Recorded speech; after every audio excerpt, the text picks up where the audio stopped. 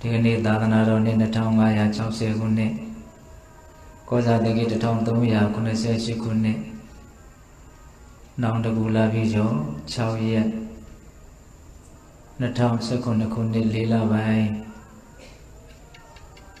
18ရက်နေ့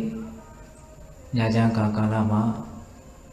ရန်ကုန်တိုင်းဒေသကြီးလှည်းကူးမြို့တစ္ဆာရွှေစီကျောင်းတိုက်တွင်မှာဆင်ရင်ကျင်းပကြတဲ့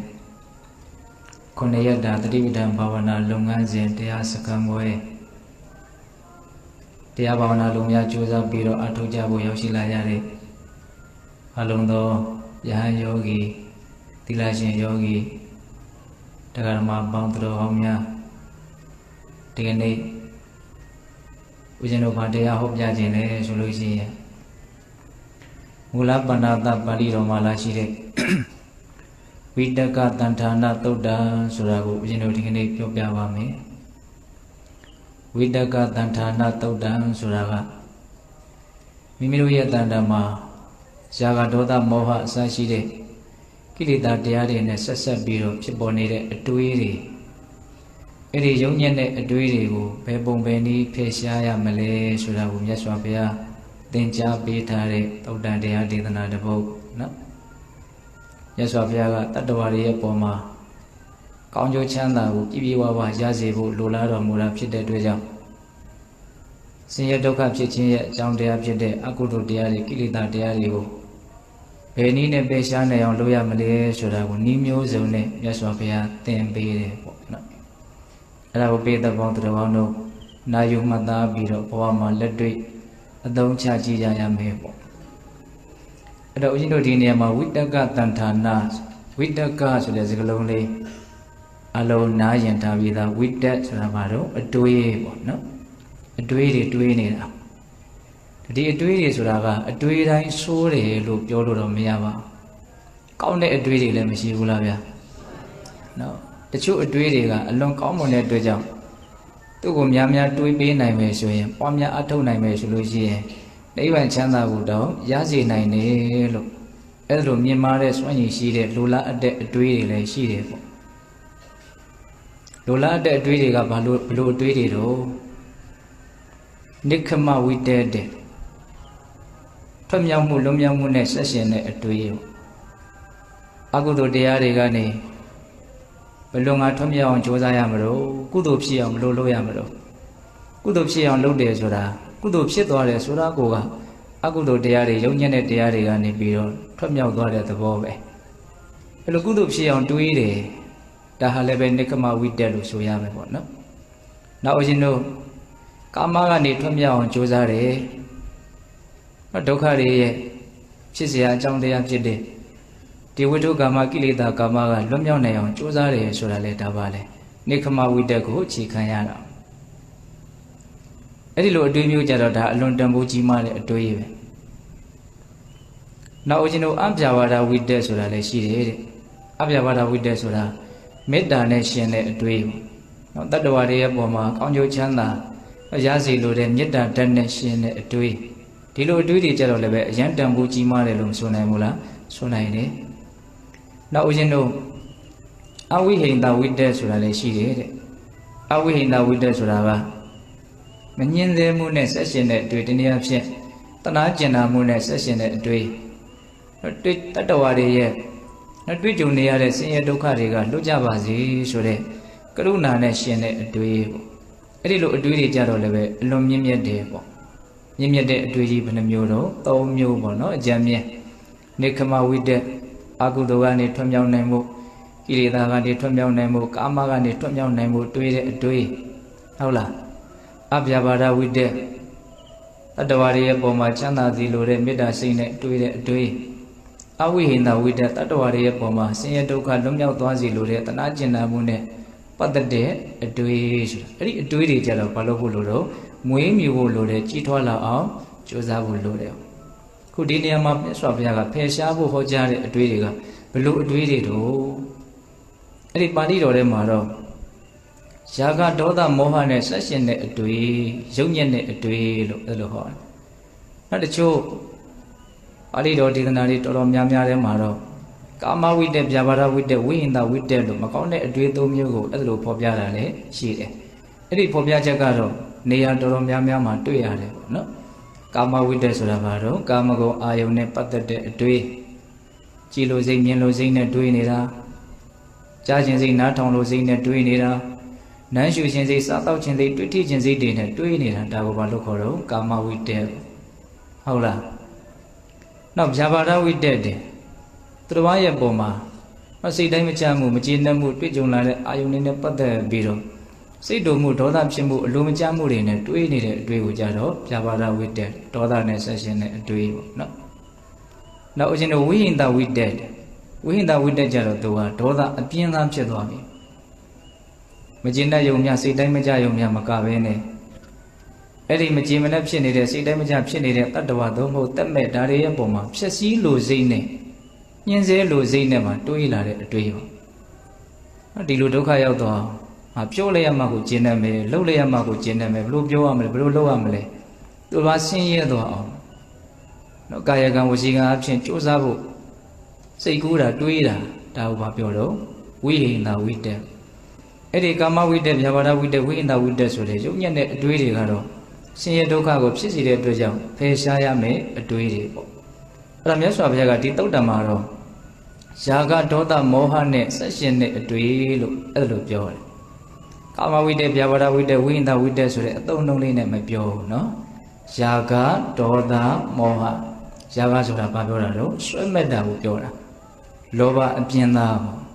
နော်အဝိဖြူဖြူလေးပေါ်မှာ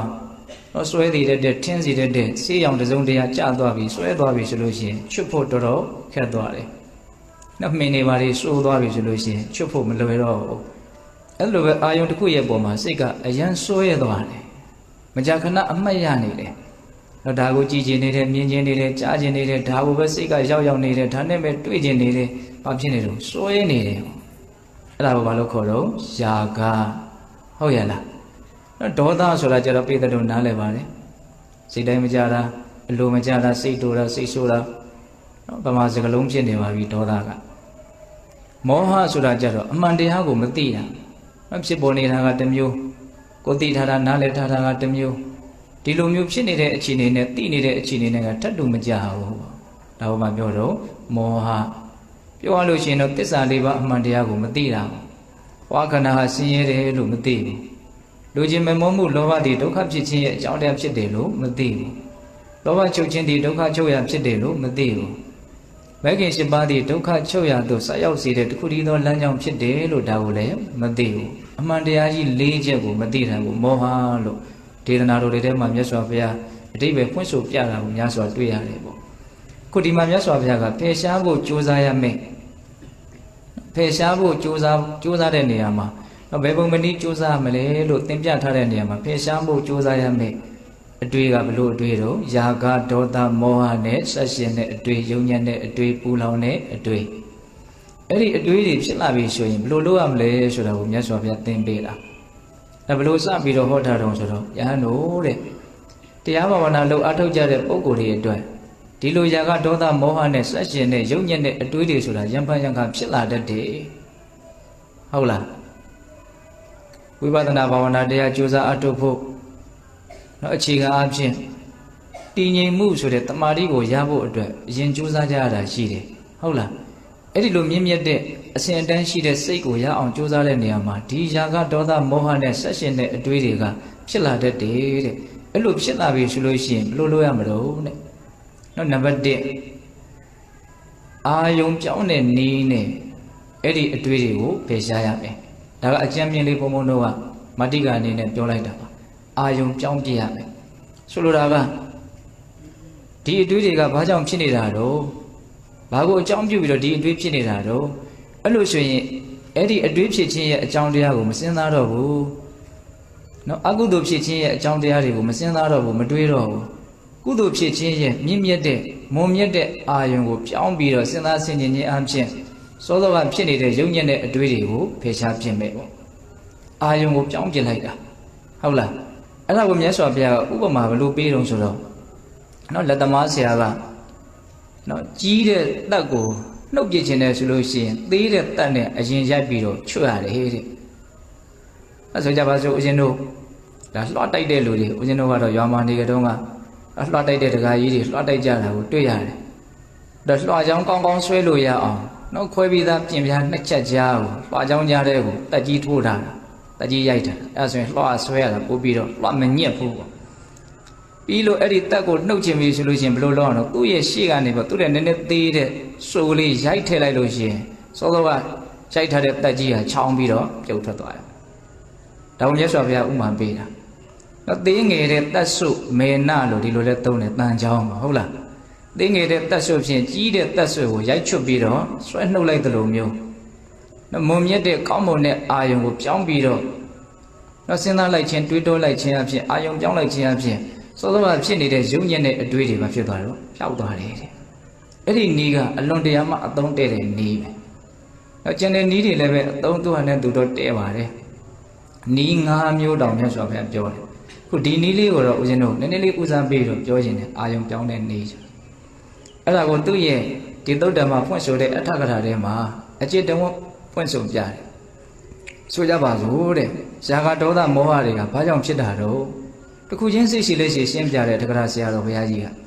ဟုတ်လားဆိုကြပါစို့ဇာကဖြစ်တယ်ဆွဲမဲ့မှုဖြစ်တယ်ဆိုတာက2မျိုးရှိတယ်သက်ရှိတတ္တဝါတွေလူသားတွေနဲ့ပတ်သက်ပြီးတော့ဆွဲမဲ့တဲ့ဇာကရှိတယ်တဲ့နောက်တက်မဲ့သင်္ခါရဗဟိတနောက်ပစ္စည်းဝိတ္ထုတွေနဲ့ပတ်သက်ပြီးတော့ဆွဲမဲ့တဲ့ဇာကလည်းရှိတယ်တဲ့ဟော2မျိုးကွဲသွားတယ်နော်ဆွဲမဲ့မှုဆိုတာလူချင်းချင်းပုံမှာဖြစ်တဲ့ဆွဲမဲ့မှုရှိတယ်ပရိစ္ဆန်လေးတွေရဲ့ပုံမှာဆွဲမဲ့တဲ့ဇာကကောင်းမရှိဘူးလားရှိရနော်အဲ့လိုပဲဦးဇင်းတို့သင်္ခါရတရားတက်မဲ့ဗဟိတဝိတ္ထုပစ္စည်းတွေရဲ့ပုံမှာဆွဲမဲ့တဲ့ဇာကလည်းရှိတယ်အဲ့ဒါကိုကြောက်တော့အောင်ဘယ်လိုလုပ်အောင်မလို့ဆိုတော့ကိုယ့်ရဲ့ဇာကတတ္တဝါတွေရဲ့ပုံမှာဖြစ်နေတဲ့ဇာကဆိုလို့ရှိရင်တော့အတုပဘာဝနာဆိုတဲ့အတုပနမိတ်မတင့်တယ်ဘူးဆိုတဲ့ဒီအနေထားဒီအာယုံကိုမြင်အောင်အာယုံပြုခြင်းအဖြစ်စဉ်းစားခြင်းအဖြစ်အဲ့ဒီဇာကဆိုတဲ့ယုံညံ့တဲ့အတွေ့ကိုဖယ်ရှားပြရတယ်ဟောပိုင်းခြားပြီးတော့ပြောတာနော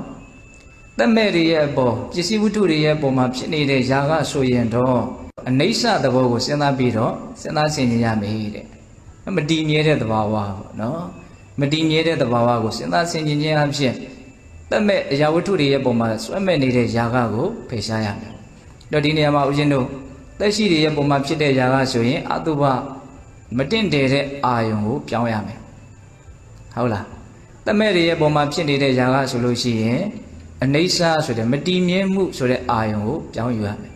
အဲ့တော့အတုပနဲ့ပတ်သက်ပြီးတော့ဒီနေ့ကလည်းပဲဦးဇင်းတို့အများကြီးပြောခဲ့ပါတယ်အဲ့ဒီသုတ္တမှာဖွင့်ဆိုတဲ့တက္ကရာထဲမှာလည်းအများကြီးပြောထားတယ်တော့ငါဆွဲမဲ့နေတဲ့အရာကတကယ်ဆွဲမဲ့เสียကောင်းလို့လားတကယ်ဆွဲမဲ့เสียဟုတ်သလားကိုယ့်ကိုယ်ပဲစီစစ်ကြည့်ရမယ်တဲ့တော့7ကိုဆွဲမဲ့တာလားတော့သွေးတွေကိုဆွဲမဲ့တာလားအပေါ်ရန်အုပ်ထားတဲ့အရေပြားကိုဆွဲမဲ့တာလားအမာကအယိုးကြီးကိုဆွဲမဲ့တာလားလွှမ်းခြုံထားတဲ့မုံမှန်ထားတဲ့အသားတွေကိုဆွဲမဲ့တာလားဓမ္မဘောအထဲထဲကအသက်ရှင်သန်ဖို့အတွက်ရုန်းကန်လှုပ်ရှားနေကြတဲ့အမျိုးမျိုးသောကုဋ္ဌာတကလေးစားတွေကိုပဲဆွဲမဲ့သလားအဲ့လိုတစ်ခုချင်းစီစစ်ကြည့်မယ်ဆိုရင်တော့ဆွဲမဲ့ခြင်းစရာကောင်းတာတစ်ခုမှမရှိဘူးဆိုတဲ့အဖြေမှထွက်မလာဘူးလားထွက်လာတယ်ဒါကပိဋကတို့တတိချာချာမှတ်ရမယ့်အရာပေါ့နော်ကိုယ့်ရဲ့ဇာကတည်သက်ရှိတွေရဲ့ပုံမှာဖြစ်နေတယ်ဆိုရင်ဘာလုပ်ရမလို့အတုပါဆိုတဲ့အာယုံကိုပြောင်းရမယ်သက်မဲ့တွေရဲ့ပုံမှာဖြစ်နေတဲ့ဇာကဆိုရင်တော့အနိစ္စဆိုတာကိုအသုံးချရမယ်အာမတည်မြဲတာမဟုတ်ဘူးအခိုက်အတန့်ကာလတစ်ခုမှပဲဖြစ်ပေါ်နေတဲ့အရာတွေလို့အဲ့ဒါလို့စဉ်းစားရမယ်ပေါ့ဟုတ်လားအဲ့လိုနီးနဲ့ဇာကနဲ့ဆက်ရှင်တဲ့အတွေ့ကိုပြောင်းအောင်ဖြောင်းရမယ်တခါဒေါသဆိုကြပါစို့ဟောဒေါသကလည်းပဲဦးဇင်းတို့တတ္တဝါတွေရဲ့ပုံမှာဖြစ်တဲ့ဒေါသရှိတယ်နောက်တချို့အသိဉာဏ်အလွန်နေတဲ့ပုံကိုယ်တွေကြတော့တတ်မဲ့အရာဝတ္ထုတွေရဲ့ပုံမှာတောင်ဖြစ်တဲ့ဒေါသလည်းရှိတယ်ဟုတ်တယ်မဟုတ်လားနော်ဘာမှမဟုတ်တဲ့ပစ္စည်းဝတ္ထုစကြတော့ခလုတ်တိုက်တယ်ဆိုရင်အဲ့ဒီခလုတ်ကြီးအဲ့ဒီတိုက်မိတဲ့ຢာကြီးကိုစိတ်တို့တာမရှိဘူးလားတခါလေပစ္စည်းကိုသုံးတယ်သုံးရင်းနဲ့အစင်မပြေဘူးဆိုဒီပစ္စည်းကိုထုခွဲပြစ်ခြင်းသိတွေပေါက်လာတယ်နော်တခါလေဖုံးတွေကကြောင်းနေတာမျိုးဟုတ်လား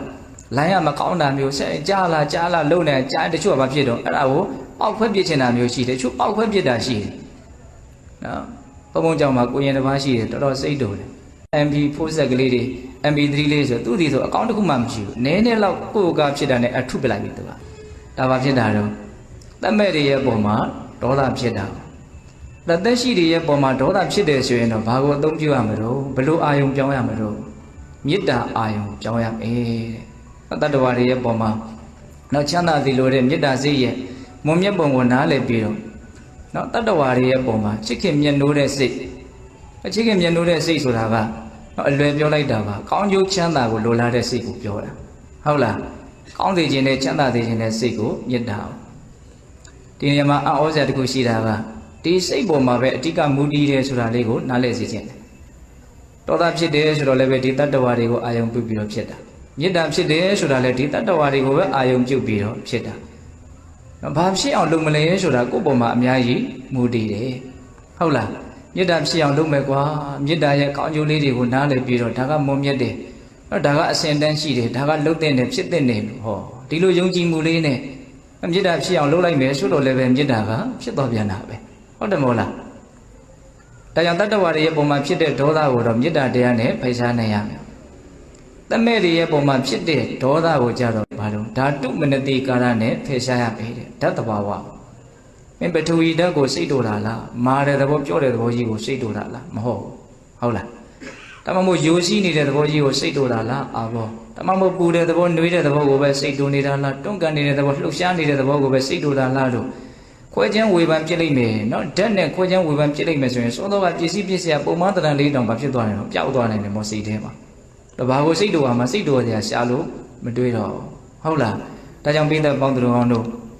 ့နော်ဒေါသနဲ့ဆက်ရှင်တဲ့အတွေးကိုတော့တတ္တဝါတွေနဲ့ပတ်သက်လာရင်မေတ္တာကိုအသုံးပြုရမယ်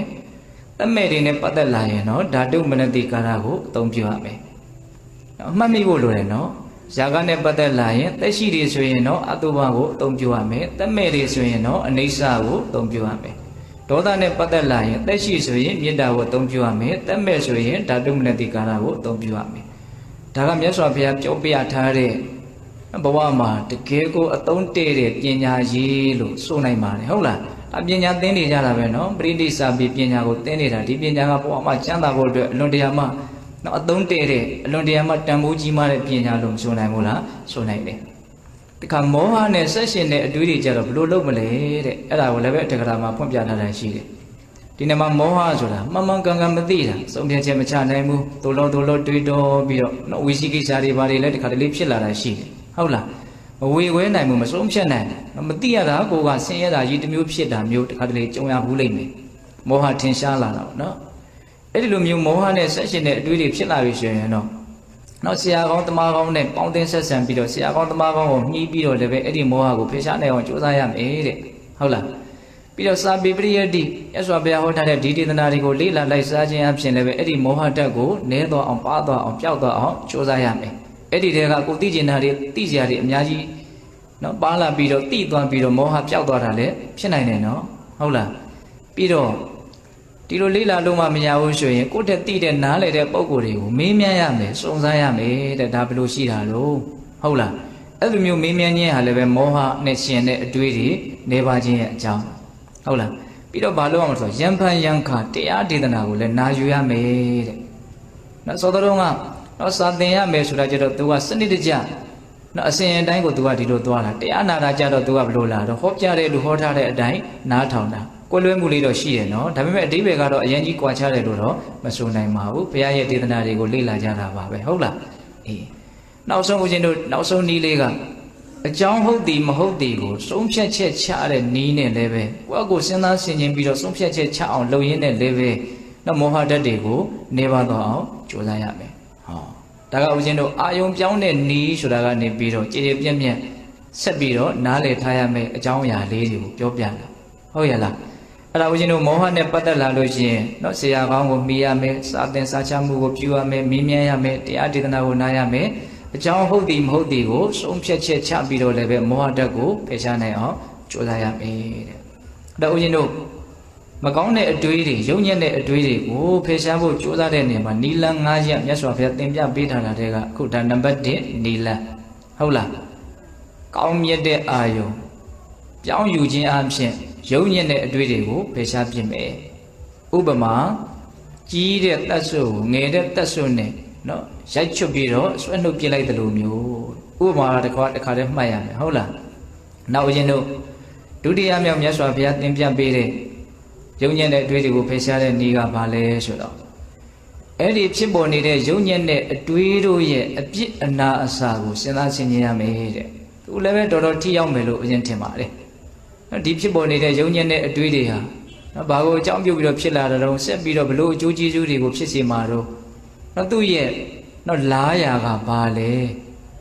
ဘာတွေဆက်ပြီးတော့ဖြစ်မှာလဲဒီကိစ္စကြီးอ่ะကောင်းတာတွေတော့ဘာမှဆက်ဖြစ်မှာမဟုတ်ဘူးနော်ဟုတ်တယ်မဟုတ်လားရှင်ရတာတွေပဲဆက်ဖြစ်မှာနော်အဲ့ဒီလိုမျိုးဦးဇင်းတို့ဒီယုံညံ့တဲ့အတွေးတွေရဲ့အပြစ်ကိုစဉ်းစားဆင်ခြင်ခြင်းအပြင်လည်းပဲကိုယ့်ရဲ့ယုံညံ့တဲ့အတွေးတွေဟာရပ်တန့်သွားနိုင်တယ်ပေါ့အဲ့ဒါကိုမြတ်စွာဘုရားဥမာဘလို့ပေးလဲဆိုတော့နော်လှခြင်းပါခြင်းနဲ့အရွယ်လေးလူလင်မျိုးလုံမမျိုးလေးရေမိုးချိုးပြီးကားသာပြည်လေးပြင်ဆင်ပြီးကားသာတစုံတစ်ယောက်ကသူ့ကိုအနိုင်ထက်ပြုတ်ပြီးတော့မွေကောင်ဘုတ်အပိုင်းအစကိုဖြစ်စီခွေးကောင်ဘုတ်အပိုင်းအစကိုဖြစ်စီသို့မဟုတ်လူကောင်ဘုတ်အပိုင်းအစကိုဖြစ်စီနောက်လောက်တွေပါလေးကြားပြီးတော့နန်းစော်နေတဲ့ဟုတ်လားဒီအပုတ်အပိုင်းအစကြီးကိုသူ့ရဲ့လေပင်ကိုအတင်းအကျပ်တကားတဲ့ချုပ်နှောင်ပြီးတော့ဆွဲပေးထားမယ်ဆိုလို့ရှိရင်အဲဒီလူလင်မျိုးလုံမမျိုးဟာဒီအပုတ်ကောင်ဖြင့်သူဘာလို့တော့ယွန်ရှာတယ်ဆက်ဆုပ်တယ်ရှက်တယ်နော်အဲ့ဒီဥမာတိုင်းပဲတဲ့ဖြစ်ပေါ်နေတဲ့ယုံညံ့တဲ့အတွေးတွေရဲ့အပြစ်အနာစာကိုပဲပဲနေနေစဉ်းစားဆင်ခြင်ခြင်းအပြင်ဒီအပြစ်တွေရဲ့အပေါ်မှာဒီယုံညံ့တဲ့အတွေးတွေရဲ့အပေါ်မှာယွန်ရှာတဲ့စိတ်ဆက်ဆုပ်တဲ့စိတ်ဟုတ်လားဒါတွေကိုမမြတ်နိုးတဲ့စိတ်တွေနဲ့ဒါတွေကမဖြစ်သွားနိုင်နော်ပျောက်သွားနိုင်တယ်ဖယ်ရှားပြီးသားဖြစ်သွားနိုင်တယ်ဒါကြောင့်ဒီယုံညံ့တဲ့အတွေးတွေရဲ့အပြစ်တွေကိုလည်းပဲအများကြီးသိအောင်မြင်အောင်ကြိုးစားရမယ်နော်ຢာကနဲ့ရှင်တဲ့အတွေးဒေါသနဲ့ရှင်တဲ့အတွေးမောဟနဲ့ရှင်တဲ့အတွေးဒီအတွေးတွေကများလာပြီဆိုလို့ရှိရင်ဝစီကံဆိုပြီးတော့နော်ယုံညံ့တဲ့အပြောတွေကိုဆက်ပြီးတော့ဖြစ်စေလိမ့်မယ်ထပ်ပြီးတော့ဦးဇင်းတို့မထိန်နိုင်ဘူးဆိုလို့ရှိရင်ကာယကံဆိုပြီးတော့ယုံညံ့တဲ့အလုပ်တွေကိုဆက်ပြီးတော့ဖြစ်စေလိမ့်မယ်အဲ့ဒီလိုကာယကံမြောက်ဝစီကံမြောက်နော်ရုံရုံရင်ရင်ကြင်ကြင်ထန်ထန်ဖြစ်တဲ့အနေအထားတွေရောက်သွားပြီဆိုလို့ရှိရင်တော့နော်အလွန်ကြီးကျယ်တဲ့ယုံညံ့တဲ့ဆိုးကျိုးကိုပေးဖို့အတွက်အများကြီးအခွင့်သာသွားပြီဟုတ်တယ်မဟုတ်လားဦးဇင်းတို့အခုအပေလေးပုံမှာဒုက္ခရောက်နေကြတဲ့တတ္တဝါတွေဟာတကယ်စင်စစ်ဒီယုံညံ့တဲ့အတွေးတွေကိုပဲအကောင့်ထဲပေါ်ပြီးတော့ယုံညံ့တဲ့ကံတရားတွေကိုပြုတ်ပြီးတော့ယုံညံ့တဲ့အကျိုးရလဒ်တွေကိုရရှိနေကြတာဒါကအလွန်အားကြီးတဲ့သူ့ရဲ့ဆိုးကျိုးကိုပြောတာပေါ့တကယ်စဉ်းစားကြည့်မယ်ဆိုရင်ဒီယုံညံ့တဲ့အတွေးတွေဟာဖြစ်စေအခိုက်အတန့်မှာလည်းပဲပူလောင်မှုပင်ပန်းမှုဆင်းရဲမှုရှိတယ်ဆိုတာကို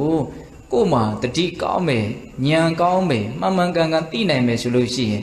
အဲ့ဒါကိုလည်းတွေ့ရနိုင်တယ်ပေါ့သူဖြစ်နေတဲ့အချိန်မှာကိုပဲမသက်သာတဲ့သဘောပင်ပန်းတဲ့သဘောဆင်းရဲတဲ့သဘောကတော့ရှိနေတာပဲဟုတ်လားပြီးရင်ယုံညံ့တဲ့ကံတရားတွေကိုပြုမိမယ်ဆိုလို့ရှိရင်တော့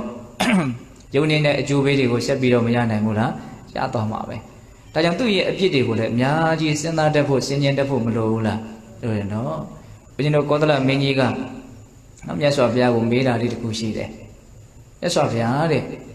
တတ္တဝါတွေရဲ့တန်တမှာဘယ်လိုတရားတွေဖြစ်လာလို့ရှိရင်အဲ့ဒီတတ္တဝါတွေကပင်ပန်းမှလည်းဆင်းရဲမှလည်းအကျိုးမဲ့ဖြစ်မှလည်းလို့အဲ့လိုမေးတယ်ဒီတော့မြတ်စွာဘုရားကတခါကြီးတတ္တဝါတွေရဲ့တန်တမှာလောဘဒေါသမောဟဆိုတဲ့ဒီတရားစိုးတွေဖြစ်လာလို့ရှိရင်အဲ့ဒီတတ္တဝါတွေဆင်းရဲလိမ့်မယ်အဲ့ဒီတတ္တဝါတွေပင်ပန်းလိမ့်မယ်အဲ့ဒီတတ္တဝါတွေမချမ်းမသာနေရလိမ့်မယ်လို့အဲ့လိုမြတ်စွာဘုရားဟောတယ်အဲ့ဒီသုတ်တန်လေးရှိတယ်အဲ့ဒီသုတ်တန်လေးရဲ့အဆုံးသတ်မှာနော်စိတ်ဝင်စားတဲ့အကောင်းတဲ့ဥမာလေးနဲ့ပေးပြီးတော့မြတ်စွာဘုရားဟောထားတဲ့ဂါထာလေးရှိတယ်ဒါပေတတို့ကြားဝိဒါလည်းဖြစ်ကောင်းဖြစ်နိုင်တယ်လောဘောဒေါသောစမောဟစပုရိတံပပစေတတံဟိန္တန္တိအတ္တတံဗုဒ္ဓတဇတာရံဝတံဖလံတတ္တဝါတွေရဲ့တန်တမှာလောဘဒေါသမောဟဆိုတဲ့နော်အလိုဆန္ဒတွေမကျေနပ်မှုတွေတူဝေမိုင်မဲမှုတွေဒါတွေဖြစ်လာပြီဆိုလို့ရှိရင်တဇတာရံဝတံဖလံအခွန်လည်းရဲ့အနှစ်ရှိတဲ့အပင်ရဲ့အသီးဟာအဲ့ဒီအပင်ကိုပဲပြန်ပြီးတော့တတ်တယ်လို့မျိုးအဲ့ဒီလောဘဒေါသမောဟကအဲ့ဒီတတ္တဝါကိုအသေးတက်လိမ့်မယ်လို့ဟောအဲ့လိုဟောတာအခွန်လည်းရဲ့အနှစ်ရှိတဲ့အပင်ဆိုတာဘာပြောတာလဲဝါပင်တို့ကျူပင်တို့ပြောတာနော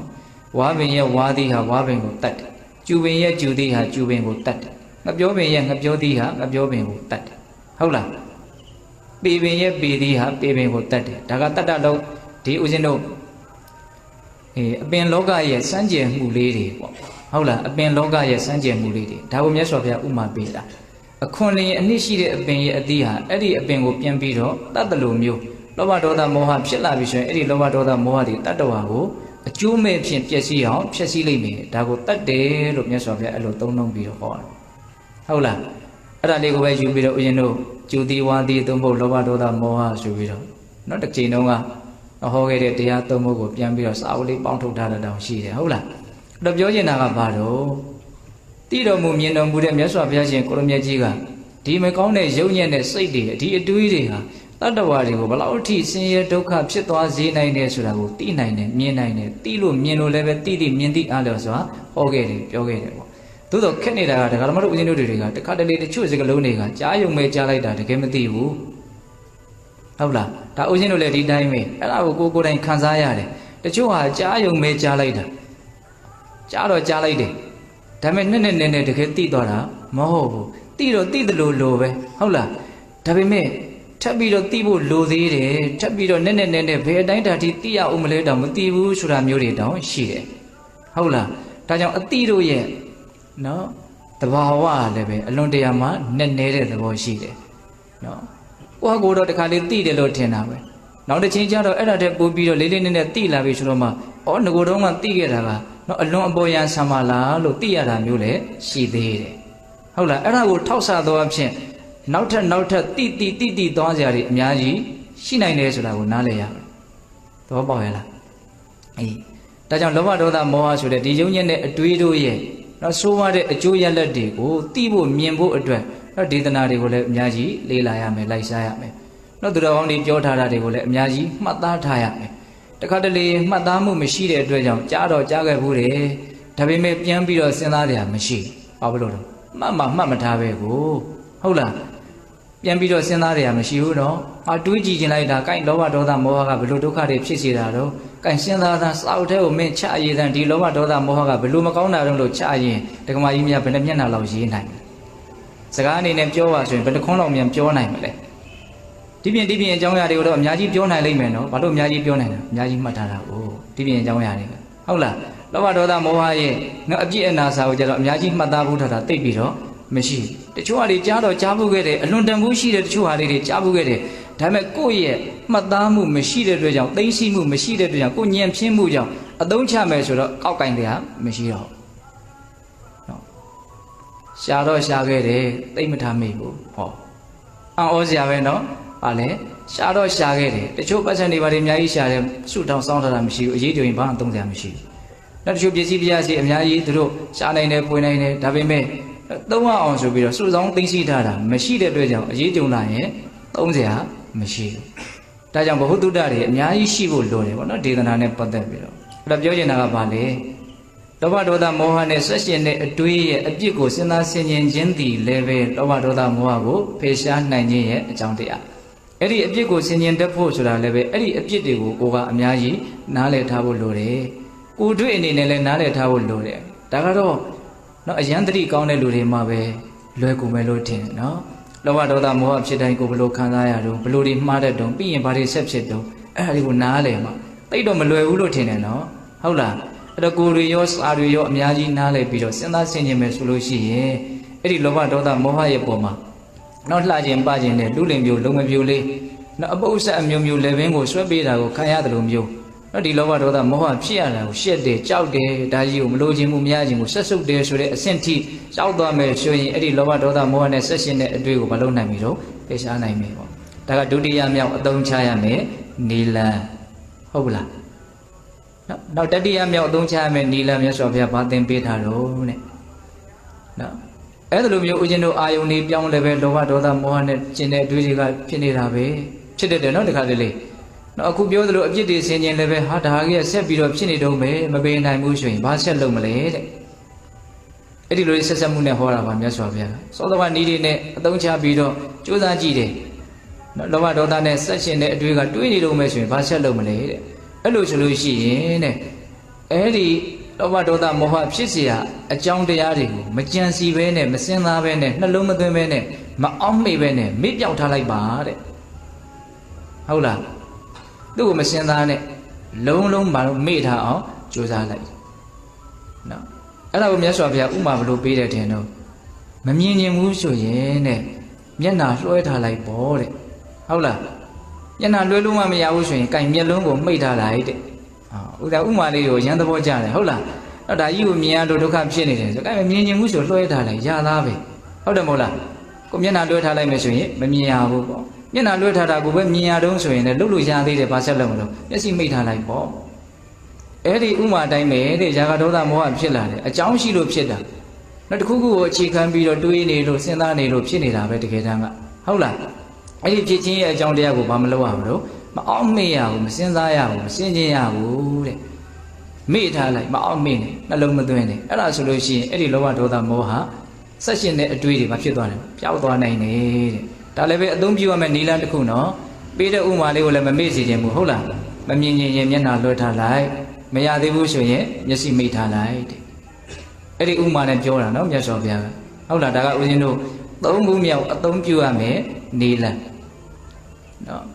်ကိုယ်မှဘယ်လိုနည်းလမ်းနဲ့ကိုက်ညီပြီးတော့ဘယ်လိုလေးအဝင်ခွင့်ရဖြစ်သွားမလဲဆိုတာတော့တယောက်နဲ့တယောက်မတူနိုင်ဘူးပေါ့တယောက်တည်းမှာတော့မှအခြေအနေမျိုးမျိုးပါမူတည်ပြီးတော့လည်းမတူနိုင်ဘူးပေါ့ဒီတစ်ခါမှဒီနည်းလေးကအသုံးတဲ့လို့နောက်တစ်ခါမှနောက်နည်းလေးကလည်းအသုံးတဲ့ခြင်းတက်သွားနိုင်တာပဲလေဒါကြောင့်နည်းမျိုးစုံကိုတော့မှတ်ထားဖို့မလိုဘူးလာ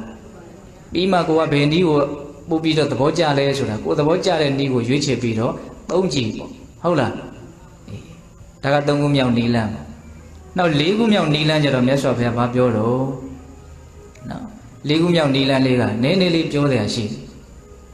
တယ်ဒီရာဂဒေါသမောဟနဲ့ဆက်ရှင်တဲ့အတွေ့တွေတွေးလာပြီဆိုရင်အဲ့ဒီအတွေးရဲ့မူလအကြောင်းတရားကိုလိုက်ပြီးတော့စုံစမ်းကြည့်ပါတဲ့ဒီအတွေးကဘာကြောင့်တွေးတာတော့ဒီမူလအတွေးရဲ့မူလအကြောင်းတရားကဘာလ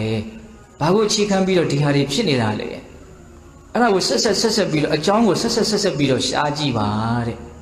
အဲ့ဒါဆိုလို့ရှိရင်စောစောကဖြစ်နေတဲ့ရာဂဒေါသမောဟနဲ့ဆက်ရှင်တဲ့အတွေ့ရက်သွားလိမ့်မယ်တဲ့ဒါဆိုရပါစို့တရားကိုဒေါသဖြစ်နေဘာလို့ဒေါသဖြစ်တာတော့ဒီလူကငါ့ကိုဘလို့တွေဘာတွေလုပ်တာဒါနဲ့အဲ့ဒါကိုဘာလို့လုပ်တာတော့အဲ့ဒီလူကဆက်ပြီးတော့တွေးကြည့်နော်ဒါကသူ့ဘက်ကရှုထောင့်ကနေပြီးတော့ကိုတွေးကြည့်တာကိုယ့်ဘက်ကရှုထောင့်အနေနဲ့ကြည့်ရင်ဘာလို့ငါဒေါသဖြစ်တာတော့နော်ငါမြစ်တာမထားနိုင်လို့ပေါ့ငါတွေးကြုံနေတဲ့ဒီအခြေအနေစိတ်တို့ရဲ့အခြေအနေကိုစိတ်မတူအောင်ငါမလုပ်တတ်လို့ပေါ့ငါရဲ့နှလုံးသွင်းနေညံ့ဖြစ်နေလို့ပေါ့တကယ်လို့ငါမြစ်တာဖြစ်အောင်လုပ်မယ်ဆိုရင်လည်းလုပ်လို့ရတာပဲဘာလို့ငါဒေါသဖြစ်တော့ငါရဲ့နှလုံးသွင်းမှားယွင်းခြင်းတည်းဟူသောအကြောင်းကြောင့်ငါဒေါသဖြစ်ရတာဘာကိုသွားတွေ့တော့အာယောနိသောမနတိကာရကိုသွားတွေ့နေနော်ဒါမြင်အဲ့ဒါကြီးရောဘာလို့ဖြစ်တာတော့ငါတတိမရမိဘူးငါမိရော့နေတယ်တမမောငါသူတော်ကောင်းနေနဲ့မပေါင်းမိဘူးငါဘလို့တွေဖြစ်နေတယ်ငါမှားယွင်းမှုရဲ့အကြောင်းတရားတွေဘာတွေဖြစ်နေတယ်အကြောင်းတွေကိုထပ်ပြီးတော့အကြောင်းထပ်ပြီးတော့ဘာလို့တော့ရှာတာသူကနည်းနည်းလေးနဲ့တဲ့သဘောရှိတယ်ဟုတ်လားဒီအတွေးကိုဘာကြောင့်တွေးတုံးလို့အကြောင်းရှာတယ်တွေးပြီးဆိုရင်အဲ့ဒီဟာကဘာကြောင့်ဆက်ဖြစ်တာတုံးလို့ထပ်ပြီးတော့အကြောင်းကိုရှာမယ်အဲ့ဒီလိုနီးနဲ့ဒီယုံညံ့တဲ့အတွေးတွေကိုရပ်တန့်သွားအောင်ကြိုးစားရမယ်တဲ့အကောင်းမလားအဲ့ဒါကိုမြတ်စွာဘုရားဥမာဘလို့ပေးတော့ဆိုတော့နောက်လူတစ်ယောက်ကမြန်သွားနေတယ်တဲ့အဲ့ဒါမြန်သွားနေတော့သူစဉ်းစားတယ်ငါဘာလို့မြန်သွားမှာတော့ငါနှင်းနှီးသွားလေရသားပဲမြန်သွားတော့မောတာပေါ့နော်ငါနှင်းနှီးသွားလေရသားပဲငါ့ကိုဘယ်လိုမှဒုံနဲ့ရိုက်ခိုင်းပြီးတော့မြန်သွားလို့ပြောနေတာမဟုတ်ဘူးအဲ့တော့ငါနှင်းနှီးပဲသွားမယ်ငါဘာလို့နှင်းနှီးသွားမှာတော့ငါရက်နေမယ်ဆိုရင်လေရသားပဲရက်နေတာကိုတတ်တာလားပေါ့နှင်းနှီးသွားတဲ့ဆိုင်ရက်နေတာမတတ်တာဘူးလားတတ်တာငါဘာလို့ရက်နေမှာတော့ငါထိုင်းနေရင်လေရသားပဲထိုင်တာကရက်တာတဲ့ပုံမတတ်တာဘူးလားတတ်တာလေငါဘာလို့ထိုင်းနေမှာတော့ငါတက်တောင့်တက်တာလေးတာတာလေးတုံလုံးလေးလှဲနေလိုက်ရင်လေရသားပဲဆိုတော့တာတာလေးအိတ်ပေါ်လျောင်းဆက်နေတယ်တဲ့တော်တော်တက်တာသွားပြီဒါဥမာပေးရနော်မြတ်စွာဘုရားတော့ယုံညံ့တဲ့အတွေးတွေတွေးနေတယ်ဆိုတာတကယ်တမ်းကပေါင်းဆိုမြန်သွားနေတဲ့သဘောပဲဟုတ်လားဒီအတွေးရဲ့အကြောင်းတရားတွေကိုရှားပြီးရှင်ဒါနှင်းနှီးလေးသွားတဲ့သဘောဖြစ်သွားတယ်နည်းနည်းတက်တာသွားဘာကြောင့်ဒီအတွေးတွေဖြစ်လာလဲလို့အကြောင်းတရားကိုရှားပြီးတော့အဲ့ဒီအကြောင်းတရားကိုပေးနိုင်မယ်ဆိုလို့ရှိရင် तू ရက်တက်သွားပြီပြီးရင်ပေးနိုင်မယ်ဆို तू ထိုင်သွားပြီပြီးရင် तू လျောင်းဆက်သွားပြီဒါကအထက်ကရာထဲမှာပြတတ်တဲ့နှိုင်းရှင်ထားတဲ့ဥမာဥမေယဆက်ပြီးတော့ပြောထားတာလေးကိုပြောတာမြတ်စွာဘုရားကတော့အဲ့လောက်ကြီးအသေးစိတ်ပြီးတော့မပြောပါဟုတ်လားမြတ်စွာဘုရားကတော့ဒီအတွေးရဲ့မူလအကြောင်းတရားကိုရအောင်ရှားရမယ်စဉ်းစားကြည့်ရမယ်ဟုတ်လားအဲ့လိုဆိုလို့ရှိရင်အဲ့ဒီအတွေးရက်တန့်သွားနိုင်တယ်ဥပမာဘာကြောင့်ငါမြန်သွားမှာလဲငါနှင်းနှီးသွားမယ်ဘာကြောင့်နှင်းနှီးသွားမှာလဲငါရက်မယ်ဘာကြောင့်ရက်နေမှာလဲငါထိုင်ပြလိုက်မယ်ဘာကြောင့်ထိုင်နေမှာလဲငါအိတ်ရှက်ပလိုက်မယ်ဆိုလိုတာကနီးမျိုးစုံနဲ့ဒီယုံညံ့တဲ့အတွေးတွေရဲ့အကြောင်းတရားကိုရအောင်ရှာပြီးတော့ဒီအတွေးတွေကိုရက်တန့်အောင်အားထုတ်တတ်အောင်အဲ့ဒါကိုအရင်တို့အဲ့ဒီအပွင့်တက္ကရာထဲမှာဇတ်တော်လေးတစ်ခုကိုတောင်သူကဥပမာအနေနဲ့ပြပြီးတော့ရှင်းပြတာရှိတယ်အဲ့ဒီဇတ်တော်လေးကပေးတဲ့တို့ကြားဥပါတယ်ဒုတုပဇတ်ဆိုတာဥရှင်တို့ငယ်ငယ်တုန်းကမူလာတန်းမှာဘယ်တန်းမှာလဲတော့မသိဘူးအဲ့ဒီဇတ်တော်လေးကိုပုံမြင်လေးအနေနဲ့သင်ရတာရှိတယ်မြေပြိုပြီဆိုပြီးတော့ယုံတကောင်ကပြေးတာကြားဦးတယ်မဟုတ်လားနောက်ယုံတကောင်ကနောက်အုပ်ရှင်ပင်အောင်မှာအိတ်တာ အုတ်ရှိပင်အောက်မှာအိတ်တာအဲ့ဒီအုတ်ရှိပင်သားမှာထမင်းကလည်းရှိတယ်နောက်ထမင်းရှိပြီဆိုရင်တော့ထွေး6တွေတွေကလည်းကျွေးနေတာရှိတာပေါ့ဟုတ်လားအဲ့ဒါသူကအဲ့ဒီထွေး6နာလေးကပ်ပြီးတော့အိတ်ပြောနေတာအဲ့ဒီလိုကောင်းကောင်းနှိမ့်နှိမ့်ချာချာအိတ်နေတော့မှာပဲနောက်အုတ်ရှိပင်ပေါ်ကအုတ်ရှိသေးကအဲ့ဒီထွေး6ပေါ်ကိုကျွေးကြတယ်ဘုံနိုင်တိုင်းကနေဖြစ်သွားမှာပေါ့နော်ဒုဒုဘဆိုတဲ့အတန်ကြားနော်ဒုဒုံဒုံဆိုတဲ့အတန်ကြားလိုက်တယ်ဆိုတဲ့သဘောပါအဲ့ဒီအတန်ကြားလိုက်တာနဲ့လန့်လို့ပြီးတော့တခါတည်းထပြေးတော့တာပဲသူကငိုတော့ကစဉ်းစားနေတာဘလို့စဉ်းစားနေတာတော့ငါမြည်မြန်းပြိုရင်ဘယ်မြန်းပြေးရပါမလို့သူကစဉ်းစားနေဟုတ်လားအဲ့လိုစဉ်းစားနေတော့ကိုအဲ့ဒီအတန်ကြီးကကြားလိုက်တာတိုက်ဆိုင်မှုပေါ့နော်အဲ့ဒီလိုအတန်ကြားတာကသူစဉ်းစားနေတော့ကြီးကိုနော်သူငိုတော့ကစဉ်းစားခဲ့တဲ့အခြေအနေရှိတယ်နော်အဲ့ဒီအချိန်မှာအိပ်ပျော်နေတော့မှာပဲအဲ့ဒီအတန်ကြားလိုက်တော့တခါတည်းမြည်ပြိုပါပြီဆိုပြီးတော့ထပြေးအဲ့ဒီလိုပြေးတဲ့ခါကျတော့တမင်နေနဲ့တွေ့တော့ဘာလို့ပြေးတာတော့မေးတယ်တဲ့တမင်နေဟာမြည်ပြိုပြီမင်းတို့မသိဘူးလားပြေးကြဆိုတော့ဟိုကောင်တွေကလည်းဘုရားဝါဒနဲ့ပြေးဟာသူတို့ပြေးကြတာကိုကြည့်ပြီးတော့တောဝက်တွေကလည်းပဲဘာလို့ပြေးတာလဲမြည်ပြိုပြီဆိုတော့ဟိုးနဲ့ပြေးတော့အုပ်စုကြီးဖြစ်သွားတယ်အုပ်စုကြီးဖြစ်သွားတော့နောက်ထပ်မြင်တဲ့ကောင်လည်းဘာလို့ပြေးတော့မြည်ပြိုတယ်အုပ်စုလိုက်ပြောတယ်ဆိုတော့ကျန်တဲ့လူကလည်းယုံတယ်ပေါ့နော်ကျန်တဲ့တတ်ပါတယ်လောကကြီးကလည်းဒီသဘောတော့ရှိတာအမှန်ပဲတယောက်ကဖွာလိုက်ပြီဆိုရင်နောက်ကလူတွေကဟုတ်နှုံးလို့တခါတည်းရှောက်ပြီးတော့ယုံညတာနော်ကောလဟလဆိုတာအဲ့ဒါပေါ့နော်အတိညာနှုံနဲ့မိုက်မဲတဲ့လူတွေပဲများတဲ့အတွက်ကြောင့်စူးစမ်းဆင်ခြင်မှုအားနည်းတဲ့လူတွေပဲများတဲ့အတွက်ကြောင့်လောကကြီးကလှုပ်စေခြင်းနဲ့ဆိုရင်တော့နော်အကြံစီနဲ့တကယ်ကိုပဲလှုပ်အောင်လုပ်မယ်ဆိုရင်တော့လှုပ်သွားတာအမှန်ပဲနော်တချို့စိတ်တဲ့ညံဖြစ်တဲ့လူတွေနော်ရုပ်မှာကောက်ကျစ်တဲ့လူတွေကအဲ့ဒီအချက်ကိုနားလည်ပြီးတော့လှုပ်ကြတာတွေရှိတယ်အားတယ်ဖြစ်တဲ့လူတွေကဘာဖြစ်ကုန်လှုပ်ကုန်ရောဟုတ်လားကိုလည်းပဲပြေးတာနော်အဲ့လိုနဲ့ပြေးရင်နောက်ကြားတွေပြေးတယ်ဆင်းတွေပြေးတယ်အကုန်လုံးပြေးကြတယ်ပြေးတော့မှအဲ့တော့ဘုရားလုံးကဘာဖြစ်နေတာတော့နော်ချင်းသိမင်းဖြစ်နေတယ်အခုလို့ပြေးကြတာတော့ဝေယုံသုံးကနဲ့ပြေးနေအဲ့ဒီမှာဟိန်းဟောင်းလိုက်မှအကုန်ရက်သွားတာ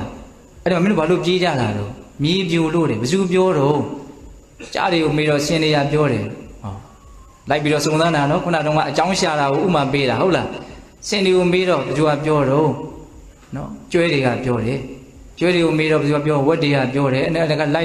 သွားတာနောက်ဆုံးပဲရောက်သွားတယ်ယုံတွေရောက်သွားတယ်မင်းဘယ်သူကပြောတော့ကျွန်တော်ကိုယ်တိုင်ကြားခဲ့တာသူကိုယ်တိုင်ကိုကြားခဲ့တာမင်းဘယ်ဘယ်နာကြားခဲ့တာတော့ဟာသူအုတ်ရှိပေအောင်မှအိတ်နေတာအဲ့ဆိုငါလိုက်ပြတန်းဆိုတော့မပြရဲဘူးတဲ့အဲ့ဒီပြိုတဲ့နေရာကြီး तू မပြရဲဘူးမလာပါဆိုတော့သူ့ကိုချော့မော့ပြီးတော့ခေါ်သွားတာဟိုကျမှ तू အိတ်နေတဲ့နေရာရောက်တော့မှနော်ထွေး6ပုံမှာအုတ်ရှိသေးကိုတွေ့ရတယ်အဲ့ဒီဇက်တော်လေးကိုအဲ့ဒီမှာပြထားတယ်နော်အကြောင်းရှာတာနော်ဒီအတွေးတွေဘာကြောင့်ဖြစ်တာလဲလို့ဒီအတွေးတွေးရခြင်းရဲ့အကြောင်းတရားကိုဆင်ကဲလိုက်ပြီးတော့ရှာသွားတာဟုတ်လားအဲ့ဒီဇက်တော်လေးနဲ့အဝင်ဝင်ညဖြစ်လို့အဲ့ဒီအဖွင့်တက္ကရာမှာအဲ့ဒါလေးကိုပြောထားတာဟုတ်ရဲ့လားဒါကြောင့်တရားဓမ္မတို့ရှင်တို့ရဲ့ယုံညံ့တဲ့အတွေးတွေဖြစ်လာပြီဆိုရင်ဒီအတွေးတွေဘာကြောင့်ဖြစ်တော့ဒါကြောင့်ဖြစ်တယ်ဟုတ်ပြီအဲ့ဆိုရင်အဲ့ဒါကဘာကြောင့်ဖြစ်တော့ဆက်ပြီးတော့ဘာလို့အောင်လို့ရှာပါအဲ့ဒါလိုတွေးလိုက်တာနဲ့ကိုပဲစောစောကယုံညံ့တဲ့အတွေးကဘာဖြစ်သွားလို့တစ်ခါပြတ်သွားတယ်နော်သူတွေးချိန်ဆက်တွေးချိန်မရဟုတ်တယ်မဟုတ်လားဒါကြောင့်အဲ့ဒီနီးလေးလည်းပဲပေးတဲ့ပေါင်းတို့ကောင်တို့ဦးရှင်တို့သုံးကြည့်ဖို့မလိုဘူးလားလိုတယ်ငါဘာကြောင့်မြန်သွားမှာတော့နှင်းသွားမှာပေါ့ဘာကြောင့်ရက်နေမှာတော့ငါထိုင်လိုက်မှာပေါ့ဘာကြောင့်ထိုင်မှာတော့ငါသက်သာဆုံးဖြစ်တဲ့ဣရိယာပုနဲ့ငါအိတ်နေလိုက်မှာပေါ့ဟောဒီဥမာလေးလည်းမကောင်းဘူးလားကောင်းတယ်နော်၄ခုရှိသွားပြီဟုတ်လားနောက်၅ခုမြောက်မိမိတို့ရဲ့ယုံညံ့တဲ့အတွေးတွေကိုဘလို့ခွာမလဲအဲ့ဒီလိုစောစောကနီလန်း၄ရက်နဲ့ကြိုးစားခဲ့တဲ့အထုတ်ခဲ့တဲ့သို့တော်ရက်တဲ့ခါရက်ပြီးတော့ခဏနေတော့ဒီအတွေးတွေကပြန်ဖြစ်လာပြန်နေဆိုရင်နောက်ထပ်သုံးကြည့်စရာနီလန်းတစ်ခုအဲ့ဒါကကျတော့မြတ်စွာဘုရားဘလို့ဟောပြတော့ဆိုတော့အန်ကြည့်ပြီးတော့တောက်ခောက်ပြီးတော့စိတ်ကိုစိတ်နဲ့ပင်မအောင်ဖိနှိပ်ပြီးတော့ကြိုးစားလိုက်ပါတဲ့နော်အန်ကြည့်တာကိုမြတ်စွာဘုရားဘလို့ဟောတော့ဆိုတော့နောက်အပေါ်သွားဖို့အောက်သွားဖြင့်ပင့်ထောက်ရင်နော်တောက်ခောက်တာကိုနော်ရှာကိုလှိပ်ပြီးတော့အာကောင်ကိုထောက်ပြီးတော့လေအဲ့ဒါမလုပ်တော့တောက်ခောက်တာကိုပြောတာနော်ဟုတ်လားအဲ့လိုမျိုးဦးဇင်းတို့စိတ်ကိုစိတ်နဲ့ဖိနှိပ်တယ်စိတ်ကိုစိတ်ဖြင့်ပင်ပန်းစေတယ်ဘာဘူးလို့မရရမှာတော့ကိုလုံနေကြကမ္မထအာယုံတစ်ခုကိုဆွဲဆွဲမြဲမြဲနော်စိတ်ကိုပင်ပန်းအောင်လုပ်ပလိုက်တယ်ဘယ်လိုနည်းနဲ့လုပ်ပလိုက်ငါမဖြစ်ဖြစ်အောင်လုပ်မယ်မရရအောင်လုပ်မယ်ဟုတ်လားကောင်းတဲ့ဘက်မှာတင်းပြလိုက်တာဘယ်ဘက်မှာတင်းတယ်ကောင်းတဲ့ဘက်မှာတင်းလိုက်တာဟုတ်လားအဲ့ဒီနည်းရလည်းပဲတစ်ခါတလေအများကြီးအသုံးတည့်နိုင်တယ်နော်ဟုတ်ရဲ့လားအဲ့ဒါကိုမြတ်စွာဘုရားဥမာဘယ်လိုပေးတော့ဆိုတော့အလွန်ကောင်းတဲ့ယောက်ျားတစ်ယောက်ကနော်ကျမကြီးဖောက်ပြန်ပြီးတော့အရင်ချွေရင်းနေတဲ့လူမမာတစ်ယောက်နော်အလွန်နဲနေတဲ့လူတစ်ယောက်ကိုနော်ခေါင်းကနေလေပင်ကနေကင်ပြီးတော့လက်ဖက်နှစ်ဖက်ကိုချုပ်ပြီးတော့တခါတည်းသူ့ကိုအတင်းဖိနှိပ်ညှစ်ပစ်ထားလိုက်တယ်လို့မျိုးဟ ဟုတ်လားကောင်းတာဖြစ်အောင်လုပ်မယ်မကောင်းတာတွေမဖြစ်စေရဘူးဆိုတယ်မုံမြတ်တဲ့စိတ်အားကောင်းတဲ့စိတ်နဲ့စောစောကယုံညံ့တဲ့အတွေ့အကြုံဖြစ်နေတဲ့နော်အားငယ်တဲ့စိတ်ကိုဘာလို့ပြရမလို့ဖိနှိပ်ပြလိုက်တယ်တော့ပေါ့ရလားဗျမရရအောင်ကြိုးစားမယ်ဆိုတဲ့စိတ်နဲ့ကြိုးစားပါတဲ့နော်ဒီလိုယုံညံ့တဲ့အတွေ့အကြုံကိုဖယ်ဖို့ကြိုးစားလို့ကိုယ်ခန္ဓာမှာဘာမှထိခိုက်သွားကြအကြောင်းမရှိပါဘူးမဖြစ်အောင်လုပ်မယ်ဆိုပြီးတော့အဲ့လိုလှုပ်လိုက်မယ်ဆိုရင်အဲ့ဒီခံယူချက်ကြောင့်ကိုပဲဘာဖြစ်သွားနိုင်တော့ယုံညံ့တဲ့အတွေ့တွေရပ်သွားနိုင်တယ်နော်ဟုတ်ရဲ့လားအဲ့တော့ဦးဇင်းတို့ပေးတဲ့ပေါင်းတော့နီလန်းမတစ်ခုပေးထားတော့ဗျာ9ခုပေးထားတယ်အဲ့ဒီနီလန်း9ခုကိုနော်ကိုနဲ့တင့်တော်တဲ့နော်နီလန်းကိုရွေးချယ်ပြီးတော့စူးစမ်းကြည့်ရမယ်နီလန်း9ခုစလုံးတင့်တော်နေတာလည်းဖြစ်နိုင်တယ်နော်ဟုတ်ရဲ့လားဒါကြောင့်မြတ်စွာဘုရားရှင်ကိုရမကြီးရဲ့နောက်အလုံးစုံကိုတည်တော်မူတဲ့တပ်ပညုတဉာဏ်ကိုယုံကြည်ပြီးတော့ယုံညံ့တဲ့အတွေ့အကြုံကိုဒီနီလန်း9ရက်နဲ့ဖြစ်ဖြောက်လို့ရနိုင်တယ်ဆိုတာကိုနားလည်ပြီးတော့နောက်တရားဓမ္မတို့ဦးဇင်းတို့ရဲ့ဘဝမှာပူလောင်မှုရှုပ်ထွေးမှုဆင်းရဲဒုက္ခများစွာကိုဖြစ်ပေါ်နေစေတဲ့နောက်လည်းပဲဖြစ်ပေါ်နေစေအောင်မယ်နော်ဒီမကောင်းတဲ့အကြောင်းတရားတွေဒီမကောင်းတဲ့အတွေ့အကြုံကိုဖယ်ရှားဖို့အတွက်ဒီနီလန်း9ရက်ကိုအသုံးပြုရမယ်အဲ့တော့အသုံးပြုခြင်းနဲ့ဆိုလို့ရှိရင်တစ်ချိန်မှာအသုံးပြုနိုင်ဖို့အတွက်ဒီနီလန်းကိုဘာလုပ်ထားဖို့လို့လို့မှတ်သားထားဖို့လိုတယ်နော်ဟုတ်တယ်မို့လားမှတ်သားထားဖို့လိုတယ်နော်မှတ်သားမထားဘူးဆိုရင်အခုတော့နားလည်လိုက်တယ်ဟုတ်တယ်ဒါပေမဲ့မှတ်သားမထားဘူးဆိုရင်နောက်တစ်ချိန်အသုံးချမယ်ဆိုရင်ဘယ်ကစပြီးတော့ကောက်ပန်လိုက်ရမှတော့တိမှာမဟုတ်ရဲ့လားဒါကြောင့်တော့သင်ယူတယ်ဆိုတာဘာလို့ဖို့လဲလို့မှတ်သားဖို့လဲလို့တယ်စွဲတော့ဒါကိုထက်ကမှတ်ထားဖို့လိုတယ်ဘယ်လိုလုပ်ရမလဲဘယ်လိုလုပ်ရမလဲဒီနီးလန်းကိုမလုပ်ထားတော့မှတ်ထားဖို့လိုတယ်နော်အဲ့ဒီမှတ်သားမှုများမှကိုယ့်ရဲ့စိတ်ထဲမှာတစ်ချိန်မှာသုံးနေတယ်ဆိုရင်သုံးလို့ရမှာဟုတ်ရဲ့လားဒါကြောင့်ဦးဇင်းတို့နော်မှတ်သားမှုအားကောင်းအောင်လည်းပဲနော်တတိကြီးထားပြီးတော့နားထောင်တတ်ဖို့လည်းလိုတယ်ဟုတ်လားအတိပ္ပယ်ကိုနားထောင်တဲ့ကိုကစရှင်းရှင်းလင်းလင်းဖြစ်အောင်လည်းပဲစူးစူးဆိုင်ဆိုင်နားထောင်ဖို့လည်းလိုတယ်ပေါ့နော်နားထောင်တော့ကနားလည်ခဲမှဟုတ်လားဒါကစိတ်ထဲမှာပို့ပြီးတော့စွဲတဲ့သဘောလည်းရှိတာ哦နားထောင်တော့ကိုကစဦးလေလေဖြစ်နေတယ်ဆိုလို့ရှိရင်ပြီးရင်တော့ဘာမှတောင်အစားရှာလို့ရမှာမဟုတ်ရဲ့လားအေးဒါကြောင့်ဦးဇင်းတို့ပြည်သက်ပေါင်းတော်ဒီနေ့ညနော်ဝိတကတထာနာသုတ်တံယုံညံ့တဲ့အတွေ့အကြုံကိုဘယ်လိုဖယ်ရှားမလဲဆိုတဲ့နီလန်း9ရက်မြတ်စွာဘုရားရှင်ကိုရမြတ်ကြီးပေးတော်မူခဲ့တယ်နော်အတွေ့အကြုံတိုင်းယုံညံ့တယ်လို့ဆိုလိုတာမဟုတ်ဘူးဆိုတာကိုလည်းပြောခဲ့တယ်နော်နိခမဝိတ္တနော်ထွတ်မြောက်မှုနဲ့ဆက်ရှင်တဲ့အတွေ့အပြာပါဒဝိတ္တမေတ္တာနဲ့ဆက်ရှင်တဲ့အတွေ့အဝိဟိန္ဒဝိတ္တမညှင်းဆဲမှုတဏှာကရုဏာကျင်နာမှုနဲ့ဆက်ရှင်တဲ့အတွေ့ဒီအတွေ့တွေကြတော့ဘာလို့ရမလို့ကြည်ထွားလာအောင်မွေးမြူရမှာဟုတ်လားအခုဖယ်ရှားဖို့ကြိုးစားရမယ့်အတွေ့တွေကဇာကဒေါသမောဟနဲ့ဆက်ရှင်တဲ့အတွေ့ဟုတ်ရဲ့လားနံပါတ်1အသုံးပြုရမယ့်နိလန်းကအာယုံပြောင်းတဲ့နေဟုတ်လားအာယုံပြောင်းတဲ့နေမြင့်မြတ်တဲ့အာယုံစားထိုးမယ်ပေါ့နော်ຢာကဖြစ်တယ်ဆိုရင်တတ္တဝါတွေနဲ့ပတ်သက်တဲ့ဖြစ်တဲ့ຢာကကိုဘာနဲ့ဖယ်မလဲအတုပါနဲ့ဖယ်မယ်ဟုတ်လားတက်မဲ့တွေနဲ့ပတ်သက်ပြီးတော့ဖြစ်တဲ့ຢာကကိုအနိစ္စနဲ့ဖယ်မယ်နော်ဒေါသဖြစ်ပြီးဆိုရင်တတ္တဝါတွေနဲ့ဖြစ်တဲ့ဒေါသကိုဘာနဲ့ဖယ်မလို့မေတ္တာနဲ့ဖယ်မယ်ထပ်ပြီးတော့တရားကစစ်တော်တာဟုတ်လားနော်တက်မဲ့တွေနဲ့ပတ်သက်ပြီးတော့ဖြစ်တဲ့ဒေါသကိုကြတော့ဓာတုမနတိကာလနဲ့ဖယ်မယ်နော်မောဟနဲ့ပတ်သက်ပြီးတော့ဖယ်ရှားတဲ့နိလန်းကိုတော့နော်ဆရာကောင်းတမကောင်းအမိပြုပြီးတော့နေရမယ်စာသင်မှုကိုပြုရမယ်ပရိယတ္တိစာပေပေါ့နော်မေးမြန်းစုံစမ်းမှုလုပ်ရမယ်နော်တရားဒေသနာကိုအခါအားလျော်စွာနာယူရမယ်အကြောင်းဟုတ်သည်မဟုတ်သည်ကိုကိုယ်တိုင်ဆုံးဖြတ်နိုင်အောင်ကြိုးစားပြီးတော့ဆုံးဖြတ်ရမယ်ဟုတ်လားဒါဆိုလို့ရှိရင်မောဟတတ်တွေကိုဖယ်ရှားနိုင်တယ်ပေါ့ဒါနံပါတ်1နေ့နောက်နံပါတ်2ကပါတော့အပြစ်ကိုစဉ်းစားဆင်ခြင်တဲ့နေ့နော်ဒီຢာကဒေါသမောဟနဲ့ဆက်ရှင်တဲ့အတွေးတွေဟာနော်ယုံညံ့တဲ့ကာယကံဝစီကံမနောကံတွေကိုဖြစ်စေပြီးတော့ယုံညံ့တဲ့အကျိုးပေးတွေကိုဆက်လက်ပြီးတော့ဖြစ်ပေါ်စေလိမ့်မယ်လို့အ ਨੇ ဆုံးတော့အဲ့ဒါလောက်အပြစ်ကိုနားလည်ထားဖို့မလိုဘူးလားအဲ့လိုအပြစ်ကိုတက္ကစဉ်းစားဆင်ခြင်မယ်ဆိုရင်လည်းပဲဒီယုံညံ့တဲ့အတွေ့ဟာပျောက်သွားနိုင်တဲ့ဥပမာမွေကောင်ပုတ်ခွေးကောင်ပုတ်ကိုလေပင်ဆွဲခံပေးရတယ်လို့မျိုးထိခံစားချက်ပြင်းထန်သွားနိုင်တယ်ပေါ့ဟုတ်လားယုံညံ့တဲ့အတွေ့တွေကိုဖြောက်ချင်စိပေါက်ပြီးတော့နော်ပျောက်အောင်လုံနိုင်သွားတဲ့အနေအထားထိရောက်သွားနိုင်တယ်ပေါ့နောက်နံပါတ်3ကပါတော့မအောင်မေးနဲ့မစင်စားနဲ့မစင်ချင်းနဲ့နှလုံးမသွင်းနဲ့အဲ့ဒီကိစ္စနဲ့ပတ်သက်ပြီးမေးပြောက်ထားလိုက်ဥပမာမမြင်ချင်းရင်မကြည့်နဲ့ပေါ့မျက်နှာလွှဲထားပေါ့ဟုတ်လားအဲ့လိုမှမရဘူးဆိုရင်မျက်စိမိတ်ထားလိုက်ပေါ့ဟုတ်လားနောက်နံပါတ်4ကဘာပြောတော့နောက်ကြံစီစဉ်းစားခြင်းရဲ့